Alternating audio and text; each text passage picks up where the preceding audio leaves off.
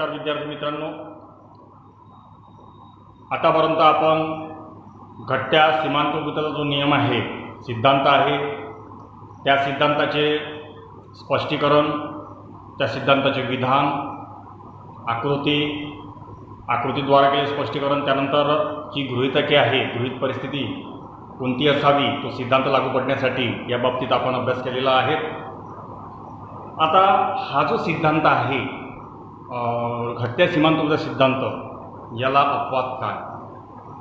कारण आपला सिद्धांत काय बोलतो की इतर परिस्थिती स्थिर असताना, आता तुमच्या लक्षात आलं असेल की इतर परिस्थिती म्हणजे नेमकं काय, तर मी तुम्हाला पुन्हा सांगतो आहे की इतर परिस्थिती म्हणजे पूरग्रस्त परिस्थिती नसावी, कुठलीही नॅचरल कॅलॅमिटी किंवा आपत्ती त्यावेळी नसावी, पूर, महापूर, भूकंप, ज्वालामुखी यासारखे नसावे, मंदी नसावी बाजारपेठेमध्ये, ती स्थिर असावी। त्यानंतर व्यापारामध्ये सुद्धा ज्या बाबी आहे त्या अडचणीच्या बाबी नसाव्या, लोकसंख्या स्थिर असावी, उपभोक्त्याच्या आवडीनिवडीसुद्धा स्थिर असाव्या, तर याला म्हटलेला इतर परिस्थिती स्थिर असणे। आता इतर परिस्थिती स्थिर असताना किंवा कायम असताना उपभोक्त्याच्या वस्तूच्या साठ्यात जसजशी वाढ होत राहते तसतशी त्याची सीमांतभूतता ही घटत राहते, म्हणजे डिमिनिशिंग होत राहते, हे आपल्याला हा सिद्धांत सांगतो। आता वस्तूच्या साठ्यात जर वाढ होत गेली तर आपली उपभोक्ता ही कमी कमी होत राहते हा सिद्धांत बोलतो, परंतु काही गोष्टींच्या बाबतीत हा लागत नाही, त्याला काही एक्सेप्शन म्हणजे अपवाद असतात। आता हे अपवाद कोणते काय? काही बाबतीच्या बाबतीत वस्तूचा साठा वाढूनही उपयोगिता ही न घटता ही वाढतच राहते, म्हणजे काही वस्तूंच्या साठ्यात वाढ होत गेली असता उपयोगिता ही कमी व्हायला पाहिजे सिद्धांतानुसार, परंतु कमी न होता जर उलट वाढत असेल तर ते अपवाद। मग ते अपवाद म्हणजे कोणते? तर बघूया सिद्धांताचे अपवाद, घटत्या सीमांतभूताचे अपवाद कोणते आहेत? छंद।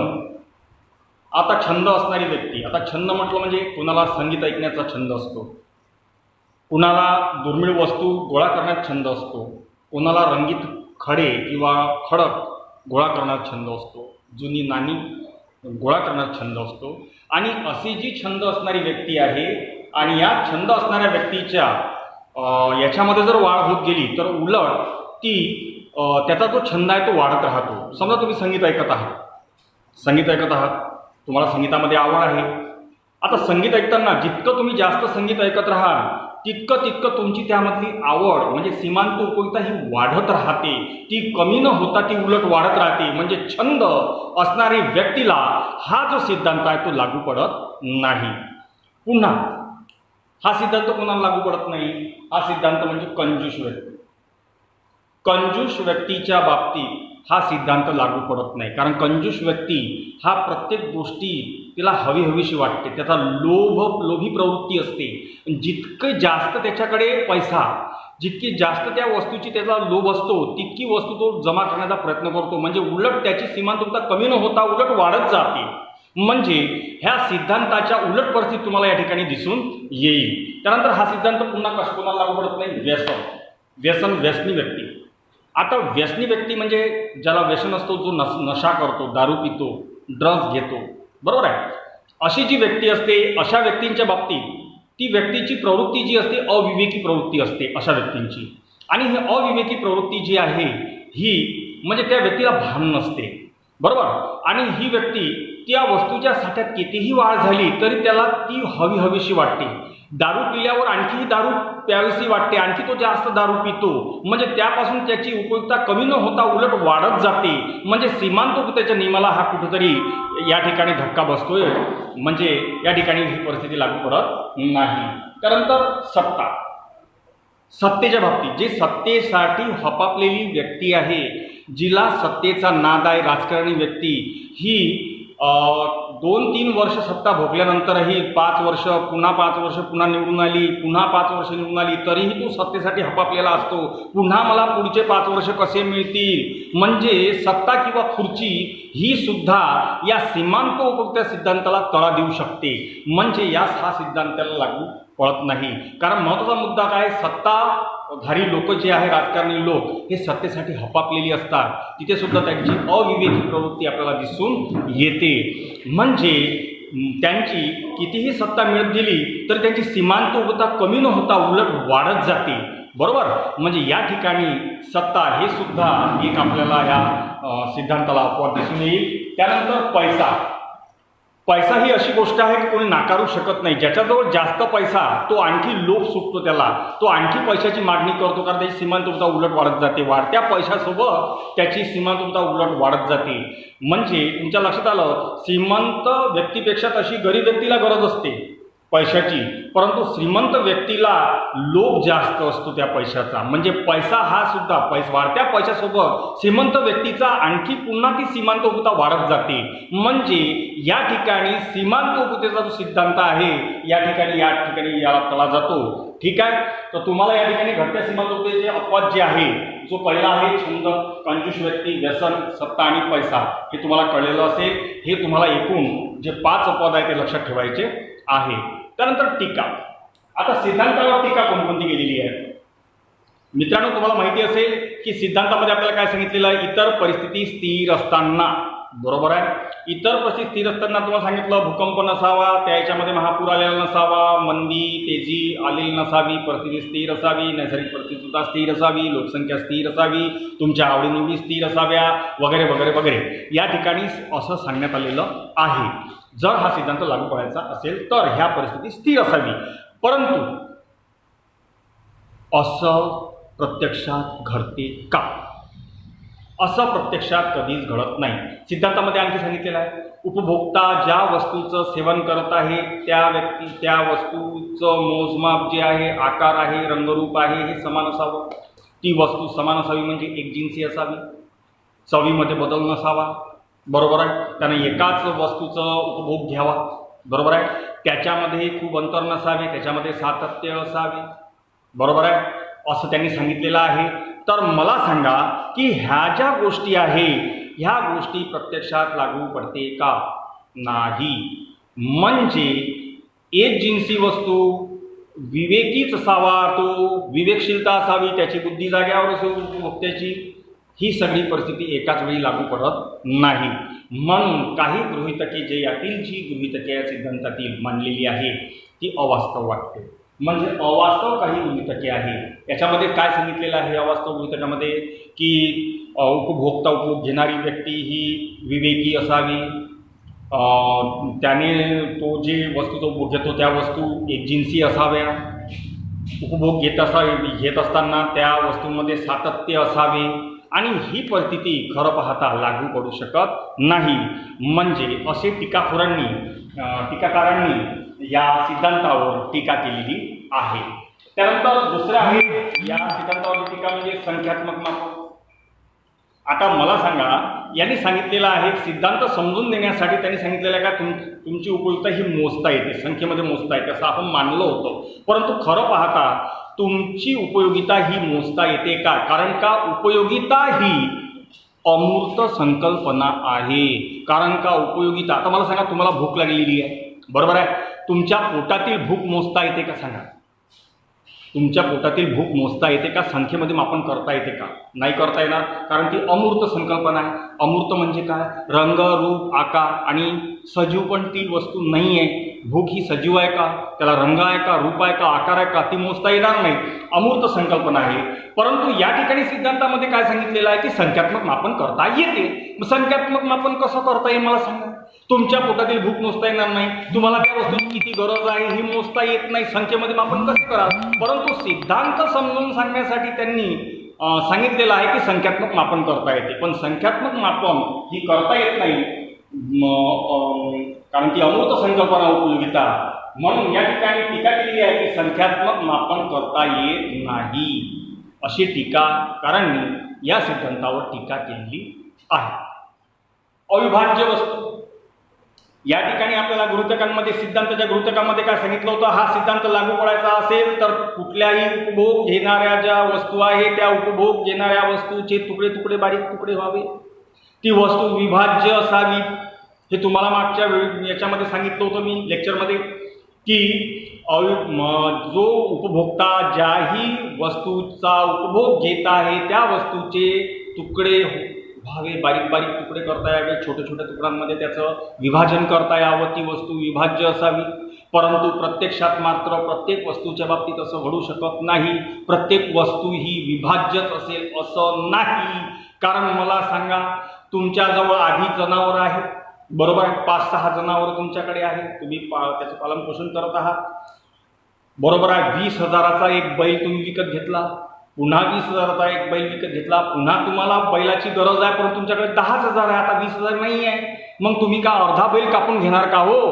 म्हणजे अर्धा बैल तुम्हाला कापून मिळणार नाही. म्हणजे या ठिकाणी तुमचा ती वस्तू विभाज्य असावी हा नियम लागू पडत नाही. तसंच दूरदर्शन, रेडिओ यासारख्या वस्तू, टेबल झालं, नांगर झालं, या वस्तू तुम्ही कापून देऊ शकत नाही. दूरदर्शन कसं कापून द्याल, टी व्ही? म्हणजे ज्या वस्तूचा उपयोग घेत आहे ती वस्तू विभाज्यच असेल असं नाही, ती अविभाज्य पण असू शकते. म्हणजे या नियमाला या ठिकाणी तळा जाते. म्हणजे टीकाकारांनी हे केली आहे, गृहीतकावर टीका काय केलेली आहे की तुमचं जे गृहीतके आहे की ती वस्तू विभाज्य असावी, पण हा नियम सगळीकडे लागू होऊ शकत नाही. एखादी वस्तू अविभाज्य असेल, दूरदर्शन संच असेल, तो का कापून द्याल का? अर्धे टी व्ही पाहाल का तुम्ही? नांगर असेल तर अर्धा नांगर वापराल का? बैल असेल तर अर्धा कापून देणार आहे का? 2 पाय इकडचे 2 पाय तिकडचे, एक त्याला एक याला, असं होणार नाही. म्हणजे या ठिकाणी टीकाकारांनी या डिमिनिशिंग लॉवर, ह्या सीमांततेच्या, मार्जिनॅलिटीच्या लॉवर टीका केलेली आहे. त्यानंतर चौथा आहे पैशाची स्थिर सीमांतता. या ठिकाणी काय धरलेलं आहे, गृहीत काय पकडलेलं आहे की पैशाची सीमांतता स्थिर असावी, परंतु असं तुम्हाला प्रत्यक्षात दिसून येते का? नाही. का? मी तुम्हाला आधीच सांगितलं, श्रीमंत व्यक्तीपेक्षा गरीब व्यक्तीला पैशापासून मिळणारी सीमांतताच अधिक असते, बरोबर. पैशाची गरज कोणाला जास्त असते? श्रीमंत व्यक्तीपेक्षा गरीब व्यक्तीला. म्हणजे तुमच्या लक्षात आलेलं असेल की पैशाची सीमांतता ही स्थिर नसते, ती व्यक्ती परत्वे बदलत असते. आणि आपलं जे गृहीतक होतं पैशाची स्थिर सीमांतता या ठिकाणी लागू पडत नाही. म्हणजे टीकाखोरांनी या सिद्धांतावर टीका केलेली आहे की पैशाची सीमांतता ही सारखी नसते, ती व्यक्ती परत्व बदलत असते. म्हणून या ठिकाणी हा सिद्धांत लागू पडत नाही. नंतर जी टीका कोणती केलेली आहे, एकच गरज. आपल्याला काय सांगितलं तो गृहीतकांमध्ये सिद्धांताच्या, तुम्ही उपभोग घेत असलेली वस्तू ही एकाच कार्यासाठी वापरण्यात आलेली पाहिजे, एकच गरज पूर्ण करण्यासाठी वापरण्यात आलेली पाहिजे, बरोबर आहे. जर ती वस्तू, आता लाडू असेल ते खाण्यासाठीच उपयोग करावा, पाणी असेल तर त्यासाठीच उपयोग करा, हातपाय धुण्यासाठी नाही. म्हणजे या सिद्धांताने काय सांगितलेलं आहे की जी वस्तू तुम्ही उपभोग घेत आहे ती वस्तू एकाच कार्यासाठी वापरल्या गेली पाहिजे, तरच हा सिद्धांत लागू पडेल. परंतु असं प्रत्यक्षात दिसून येत नाही. आता समजा वीज आहे, वीज एकाच गोष्टीसाठी वापरल्या जाऊ शकते का? नाही. ती टी व्ही पाहण्यासाठी वापरल्या जाऊ शकते, ती तुमचा फ्रीज आहे, तुमचा फॅन आहे, म्हणजे वेगवेगळ्या वस्तूसाठी एकच वस्तू वापरल्या जाऊ शकते, बरोबर आहे. हां, तर म्हणजे तुमच्या लक्षात आलेलं असेल, पाणी जरी पकडलं असेल तर पाणी फक्त पिण्यासाठी वापरतात असं नाही, आंघोळीसाठी पण वापरतो, कपडे धुण्यासाठी वापरतो, फरशी पुसण्यासाठी पण वापरतो. म्हणजे या ठिकाणी प्रत्यक्षात अशी परिस्थिती कधीच दिसून येणार नाही.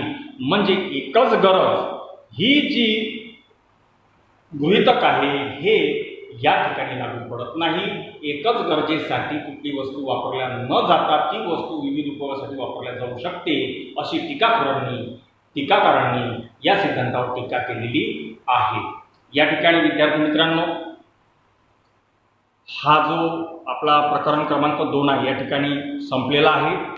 तरी सर्वांनी ह्या ज्या नोट्स आहे आपल्या उतरून घ्याव्या, त्याचा अभ्यास करावा.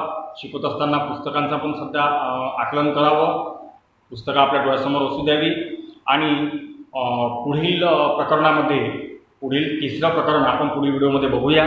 त्याच्यामध्ये मागणीचे विश्लेषण, मागणी म्हणजे काय आणि ते मागणी कशी असते, किंमत आणि मागणीमध्ये काय सहसंबंध आहे, व्यस्त संबंध आहे की समसंबंध आहे, ते आपण पुढील व्हिडिओमध्ये बघूया. धन्यवाद. नमस्कार विद्यार्थी मित्रांनो, आतापर्यंत आपण घटत्या सीमांतभूताचा जो नियम आहे, सिद्धांत आहे, त्या सिद्धांताचे स्पष्टीकरण, त्या सिद्धांताचे विधान,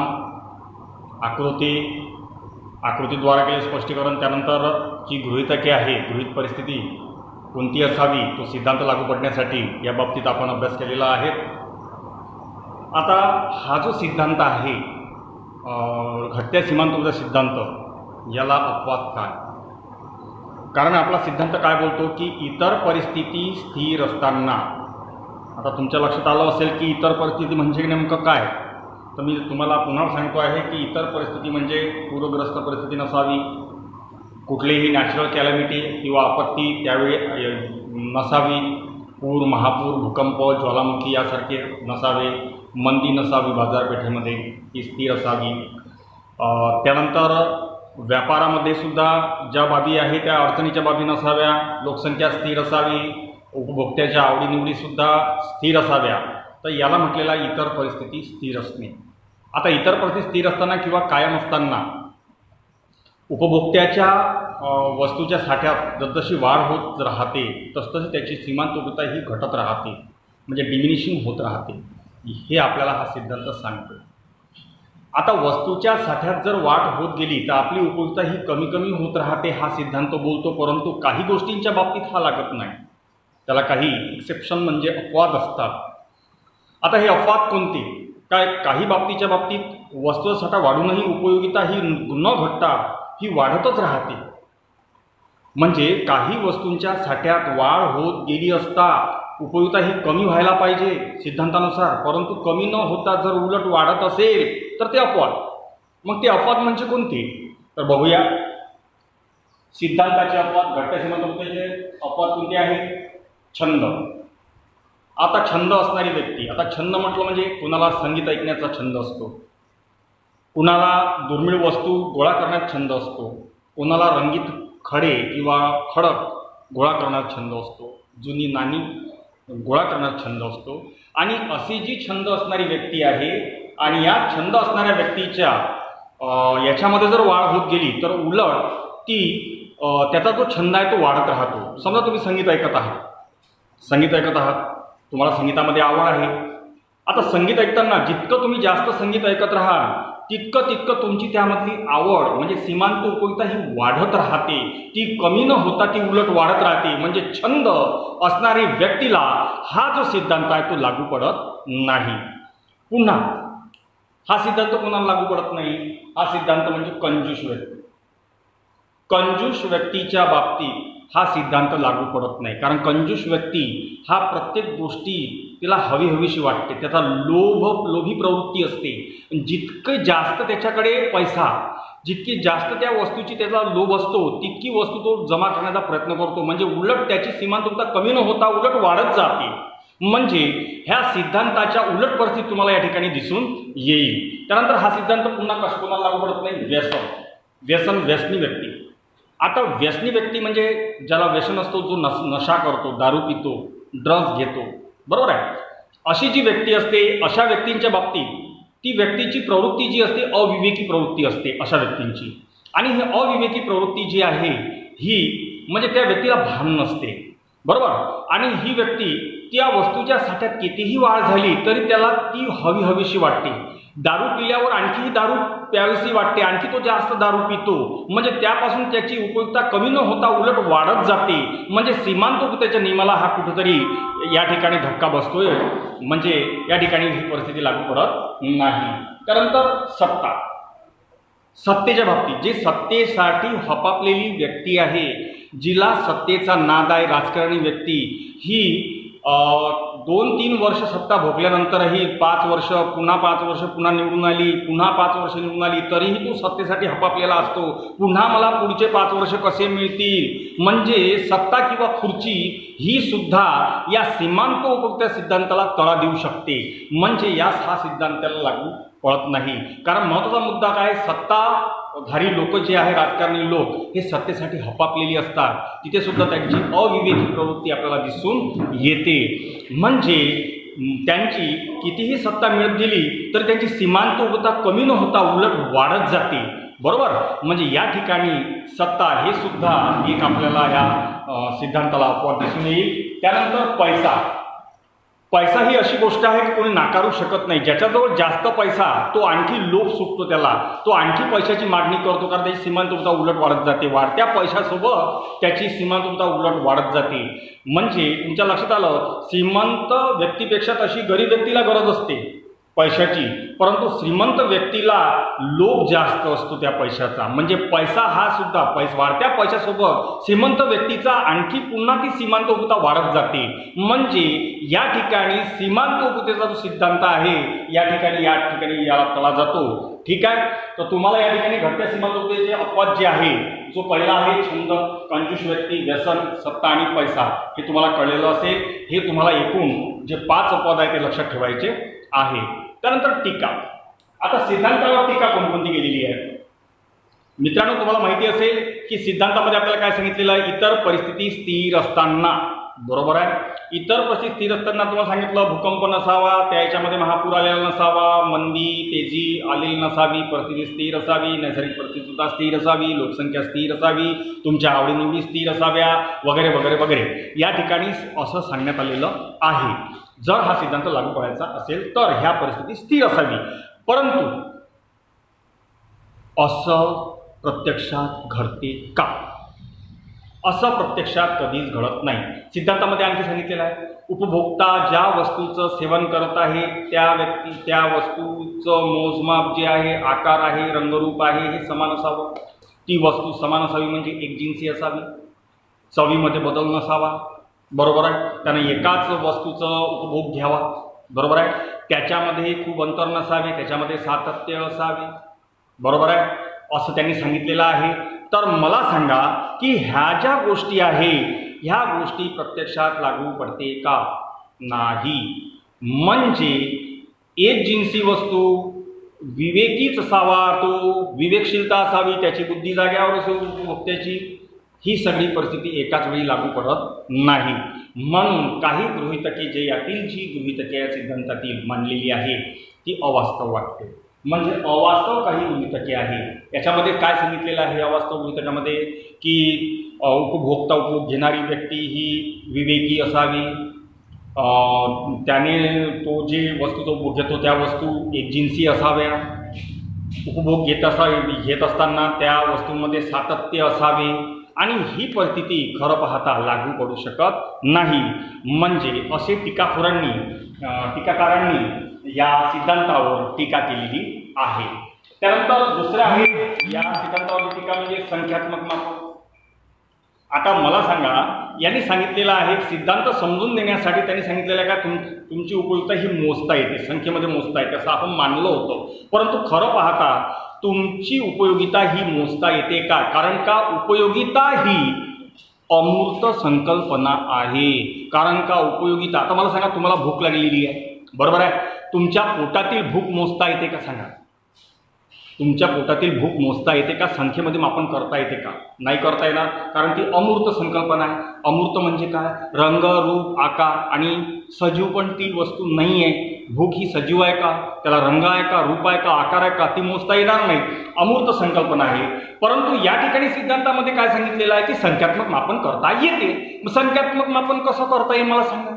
तुमच्या पोटातील भूक मोजता येणार नाही, तुम्हाला त्या वस्तूची किती गरज आहे ही मोजता येत नाही, संख्येमध्ये मापन कसं करा? परंतु सिद्धांत समजून सांगण्यासाठी त्यांनी सांगितलेलं आहे की संख्यात्मक मापन करता येते. पण संख्यात्मक मापन ही करता येत नाही कारण की अमूर्त संकल्पना उपयोगिता. म्हणून या ठिकाणी टीका केलेली आहे की संख्यात्मक मापन करता येत नाही, अशी टीकाकारांनी या सिद्धांतावर टीका केलेली आहे. अविभाज्य वस्तू, या ठिकाणी आपल्याला गृहीतकांमध्ये सिद्धांताच्या गृहीतकांमध्ये काय सांगितलं होतं? हा सिद्धांत लागू पडायचा असेल तर कुठल्याही उपभोग घेणाऱ्या ज्या वस्तू आहे त्या उपभोग घेणाऱ्या वस्तूचे तुकडे तुकडे बारीक तुकडे व्हावे, ती वस्तू विभाज्य असावी. हे तुम्हाला मागच्या याच्यामध्ये सांगितलं होतं मी लेक्चरमध्ये की जो उपभोक्ता ज्याही वस्तूचा उपभोग घेत आहे त्या वस्तूचे तुकडे व्हावे, बारीक बारीक तुकडे करता यावे, छोट्या छोट्या तुकड्यांमध्ये त्याचं विभाजन करता यावं, ती वस्तू विभाज्य असावी. परंतु प्रत्यक्षात मात्र प्रत्येक वस्तूच्या बाबतीत असं घडू शकत नाही. प्रत्येक वस्तू ही विभाज्यच असेल असं नाही. कारण मला सांगा, तुमच्याजवळ आधी जनावर आहे, बरोबर आहे. 5-6 जनावरं तुमच्याकडे आहे, तुम्ही त्याचं पालनपोषण करत आहात. बरोबर आहे. 20,000चा एक बैल तुम्ही विकत घेतला, पुन्हा 20,000चा एक बैल विकत घेतला, पुन्हा तुम्हाला बैलाची गरज आहे, पण तुमच्याकडे 10,000 आहे, आता 20,000 नाही आहे. मग तुम्ही का अर्धा बैल कापून घेणार का हो? म्हणजे अर्धा बैल तुम्हाला कापून मिळणार नाही. म्हणजे या ठिकाणी तुमचा ती वस्तू विभाज्य असावी हा नियम लागू पडत नाही. तसंच दूरदर्शन, रेडिओ यासारख्या वस्तू, टेबल झालं, नांगर झालं, या वस्तू तुम्ही कापून देऊ शकत नाही. दूरदर्शन कसं कापून द्याल? T V. म्हणजे ज्या वस्तूचा उपयोग घेत आहे ती वस्तू विभाज्यच असेल असं नाही, ती अविभाज्य पण असू शकते. म्हणजे या नियमाला या ठिकाणी तळा जाते. म्हणजे टीकाकारांनी हे केली आहे, गृहीतकावर टीका काय केलेली आहे की तुमचं जे गृहीतके आहे की ती वस्तू विभाज्य असावी, पण हा नियम सगळीकडे लागू होऊ शकत नाही. एखादी वस्तू अविभाज्य असेल, दूरदर्शन संच असेल, तो का कापून द्याल का? अर्धे टी व्ही पाहाल का तुम्ही? नांगर असेल तर अर्धा नांगर वापराल का? बैल असेल तर अर्धा कापून देणार आहे का? 2 पाय इकडचे 2 पाय तिकडचे, एक त्याला एक याला, असं होणार नाही. म्हणजे या ठिकाणी टीकाकारांनी या डिमिनिशिंग लॉवर, ह्या सीमांततेच्या, मार्जिनल युटिलिटीच्या लॉवर टीका केलेली आहे. त्यानंतर चौथा आहे पैशाची स्थिर सीमांतता. या ठिकाणी काय धरलेलं आहे, गृहीत काय पकडलेलं आहे की पैशाची सीमांतता स्थिर असावी, परंतु असं तुम्हाला प्रत्यक्षात दिसून येते का? नाही. का? मी तुम्हाला आधीच सांगितलं, श्रीमंत व्यक्तीपेक्षा गरीब व्यक्तीला पैशापासून मिळणारी सीमांतताच अधिक असते. बरोबर. पैशाची गरज कोणाला जास्त असते? श्रीमंत व्यक्तीपेक्षा गरीब व्यक्तीला. म्हणजे तुमच्या लक्षात आलेलं असेल की पैशाची सीमांतता ही स्थिर नसते, ती व्यक्ती परत्वे बदलत असते. आणि आपलं जे गृहीतक होतं पैशाची स्थिर सीमांतता या ठिकाणी लागू पडत नाही. म्हणजे टीकाखोरांनी या सिद्धांतावर टीका केलेली आहे की पैशाची सीमांतता ही सारखी नसते, ती व्यक्ती परत्व बदलत असते. म्हणून या ठिकाणी हा सिद्धांत लागू पडत नाही. नंतर जी टीका कोणती केलेली आहे, एकच गरज. आपल्याला काय सांगितलं होतं गृहीतकांमध्ये सिद्धांताच्या? तुम्ही उपभोग घेत असलेली वस्तू ही एकाच कार्यासाठी वापरण्यात आलेली पाहिजे, एकच गरज पूर्ण करण्यासाठी वापरण्यात आलेली पाहिजे. बरोबर आहे. जर ती वस्तू, आता लाडू असेल ते खाण्यासाठीच उपयोग करावा, पाणी असेल तर त्यासाठीच उपयोग करा, हातपाय धुण्यासाठी नाही. म्हणजे या सिद्धांताने काय सांगितलेलं आहे की जी वस्तू तुम्ही उपभोग घेत आहे ती वस्तू एकाच कार्यासाठी वापरल्या गेली पाहिजे, तरच हा सिद्धांत लागू पडेल. परंतु असं प्रत्यक्षात दिसून येत नाही. आता समजा वीज आहे, वीज एकाच गोष्टीसाठी वापरल्या जाऊ शकते का? नाही. ती टी व्ही पाहण्यासाठी वापरल्या जाऊ शकते, ती तुमचा फ्रीज आहे, तुमचा फॅन आहे, म्हणजे वेगवेगळ्या वस्तूसाठी एकच वस्तू वापरल्या जाऊ शकते. बरोबर आहे. हां. तर म्हणजे तुमच्या लक्षात आलेलं असेल, पाणी जरी पकडलं असेल तर पाणी फक्त पिण्यासाठीच वापरतात असं नाही, आंघोळीसाठी पण वापरतो, कपडे धुण्यासाठी वापरतो, फरशी पुसण्यासाठी पण वापरतो. म्हणजे या ठिकाणी प्रत्यक्षात अशी परिस्थिती कधीच दिसून येणार नाही. म्हणजे एकच गरज ही जी गृहीतक आहे हे या ठिकाणी लागू पडत नाही. एकच गरजेसाठी कुठली वस्तू वापरल्या न जाता ती वस्तू विविध उपयोगासाठी वापरल्या जाऊ शकते, अशी टीकाकारांनी या सिद्धांतावर टीका केलेली आहे. या ठिकाणी विद्यार्थी मित्रांनो, हा जो आपला प्रकरण क्रमांक 2 आहे या ठिकाणी संपलेला आहे. तरी सर्वांनी ह्या ज्या नोट्स आहे आपल्या उतरून घ्याव्या, त्याचा अभ्यास करावा. शिकवत असताना पुस्तकांचा पण सध्या आकलन करावं, पुस्तकं आपल्या डोळ्यासमोर असू द्यावी. आणि पुढील प्रकरणामध्ये, पुढील 3रं प्रकरण आपण पुढील व्हिडिओमध्ये बघूया. त्याच्यामध्ये मागणीचे विश्लेषण, मागणी म्हणजे काय आणि ते मागणी कशी असते, किंमत आणि मागणीमध्ये काय सहसंबंध आहे, व्यस्त संबंध आहे की समसंबंध आहे, ते आपण पुढील व्हिडिओमध्ये बघूया. धन्यवाद.